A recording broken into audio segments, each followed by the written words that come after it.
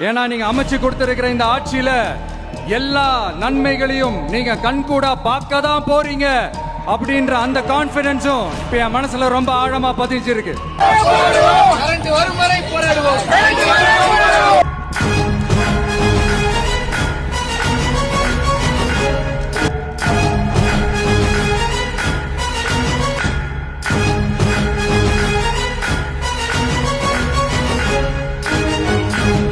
மது விற்பனை தொடர்பாக புகார் அளித்த பெண் மீது தாக்குதல் நடத்தப்பட்டிருக்கக்கூடிய சம்பவம் அதிர்ச்சி ஏற்படுத்தியிருக்கிறது. திருச்சியில் திருமணம் செய்ய மறுத்த காதலியை கொடூரமாக தாக்கிய இளைஞன் கைது செய்யப்பட்டிருக்கிறான்.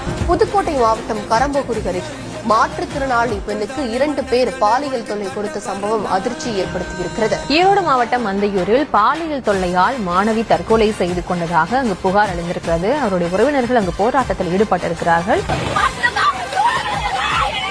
அந்த கதறல் சத்தம் ஏதாவது உங்க காதுல கேக்குதா அங்கிள்?